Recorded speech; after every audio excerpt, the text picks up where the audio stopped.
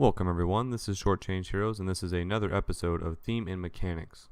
And this time I'm going to be looking at some games that are produced by a company called Choice of Games LLC. Now this company primarily deals with interactive fiction. This is essentially second person. Interactive fiction is basically telling someone that they're the character, that they're the player, and they're the person of the story. If you've ever played read the choose your own adventure style games where you're presented with different options and you choose them, and it's directed at you as the person. You are the player, and instead of first person where it's saying I did this, I did that, or third person saying he did this, he did that, it's all about you. So essentially a book that you choose how you want to play out the book.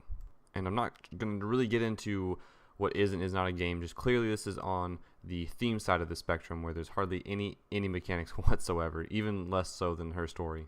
And the footage you are seeing behind you is Fallout 3, and I use this as an example because what I essentially think of these games and the potential that they have is an RPG story. Just, you take out a lot of the aspects of what makes a game and just are presented with a really unique and interesting story. I also use this footage just because it's kind of hard to capture on my phone, and on top of that, it actually will come up as being relevant later on in the discussion. Now, a lot of these titles are free to play on the app stores for Google and Apple. One of the people on the team was featured on the Game Design Roundtables podcast, so I wanted to check it out just to see what it was about, and I kind of fell in love with the idea. So I picked up two games that were highly rated and also free because I really didn't want to spend any money because there are some higher rated ones that you can pay for.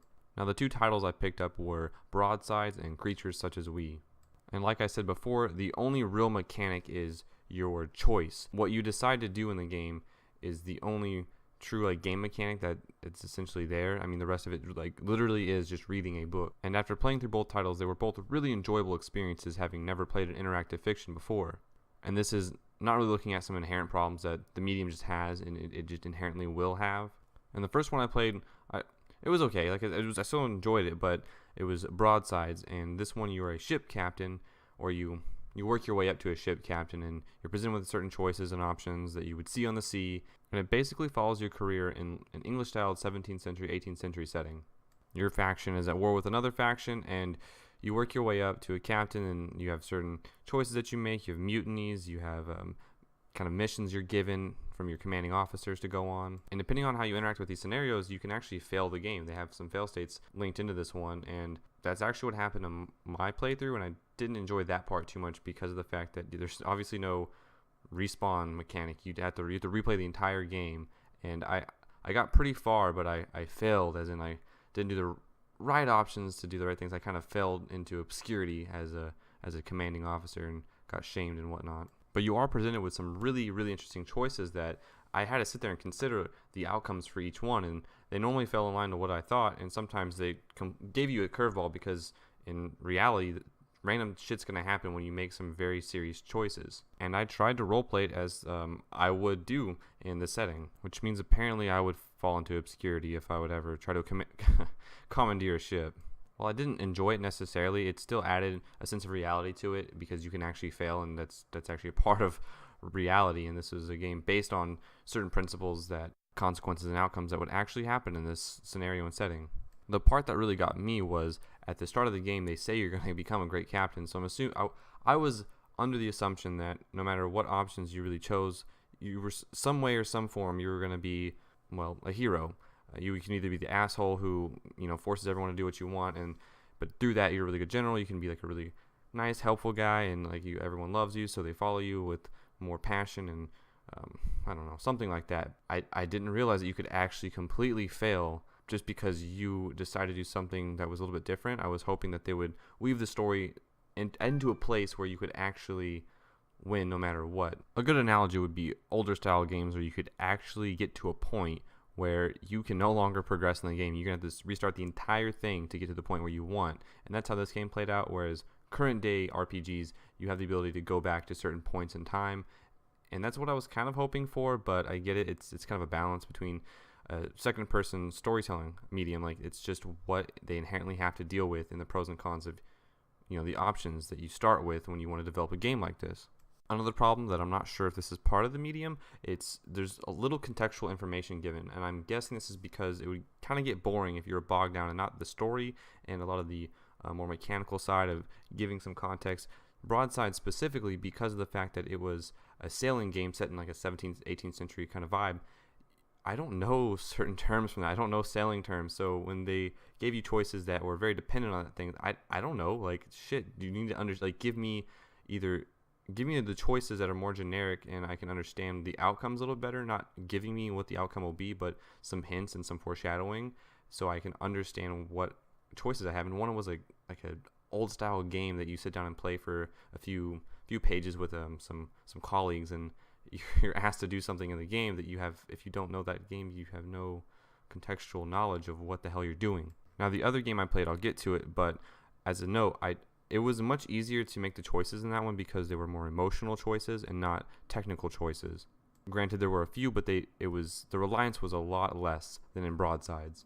And another linkage back to RPGs is in the first game, they try to give you some stats and bonuses and tell you they're going to be important, and I'm assuming they were because it tells you should choose some of the choices that will fall in line with the stats you've kind of given yourself. And other than that, though, they didn't really come up too often, and it kind of breaks down how you're playing things out, but it doesn't seem to really affect the overall story because the choices given were, like, the reason I failed was because I happened to choose a certain thing that, while I did it correctly, wasn't the right choice socially for the context of the time, if that makes any sense. I basically chose something and the admiral didn't like it, although I completed it successfully. That wasn't based on my traits, that was based on the social context and standing of the time that I had no idea was actually going to happen. And being reliant on these traits kind of hinders you and limits you to certain options. Like I said, I was trying to roleplay it based off of what I was doing from the previous traits I'd picked. Something that wouldn't be very feasible, but I think would work a lot better, is if you could fail at these and you could choose other options and it would be viable options, but they can still wrap it around in a way that is going to help you continue the story, not just saying, all right, okay, that's it, that's the end of the game, you can no longer continue and become this amazing captain / general. Whereas I think a lot of modern RPGs have really picked up on this, and even if you can fail a piece, you're still able to progress forward and it won't hinder the main storyline, so to speak. And the other title, and this title is Creatures Such as We. That one I played, like I said, the emotional choices were much easier to make, and it seemed like, I don't know if I made the right decisions, but it seemed like there was an ending. And by ending, I mean it was still going to lead you to a certain spot where you would feel complete and have an actual ending, whereas the other one literally tells you you lost, like you're gone into obscurity. And what I think happens with Creatures Such as We is the options you choose change the ending, but it's still a very similar ending regardless, which personally I like that more. I mean, some people might complain that that's not enough choice. First of all, it's not feasible to just really, really rev up the options and the endings and stuff. I think they should all follow a very similar pattern, but have the endings vary depending on what you chose. And I think that's really cool that it affects who's there at the end and who you save, who you like get the romantic entrance with. And to give a quick overview of Creatures Such as We, you're basically a tour guide on the moon. There's a resort on the moon, and you're one of the staff members in charge of taking tourists around and the resort goers. And in your personal time, you're a gamer, and it just so happens that the game you're really in love with at the time, I know this is so convenient, the developers actually take a tour and go to this tourist spot on the moon. So that part alone was a little iffy, and I'd hate having plots center around convenience for convenience sake, but still made for an interesting go. And some of the characters were a little generic. They were the development team, and each one obviously fit a role. One was the artist, one was the programmer, one was a QA, and they literally, like, into their personality was just oozing these very stereotypical traits you would think of in the artist or the writer or the QA person. But the game gave you some very, very interesting choices that really tailored to the game, and it wove the story along very well, to where, for instance, I sat down with this one lady that was part of the group. I got to know her a little bit, and then it gives me more options and more opportunities to talk to this girl more and more and more until at a certain point she became my romantic interest. And then the whole story kind of centered around things happening to where me and her always ended up together. And that was really cool, and I'm sure it would be very similar had I chose this person or that person, but I still really enjoyed feeling that the experience was tailored to me. There was also a nice little meta part where you actually play a game as the character and you choose what your character does in the game. I know it's very, very meta. And because this book centers around game developers and you getting to interact with them, it actually hits on a lot of points that I would think are very ingrained topics of interest for game development and the people who are working in game development and how they interact with their consumers and what they do themselves as a business. Now, I enjoy creatures such as We, obviously, more, but I enjoyed both titles, and because of them both, I do plan on picking up more of their titles on the App Store. Now, to tie this back to theme and mechanics, clearly this is a very, very theme-driven game. In fact, it's just a narrative, and like I said, the mechanics are very, very light, but I still think it's important, and the lessons that we can draw from this are robust RPGs can definitely use some work on them, and implementing their stories and making some more meaningful choices that aren't just good and evil like BioWare games, for instance. These are still like a great source for narrative potential. I mean, when you add in like a few mechanics, models, and an environment, like you basically have yourself a normal game.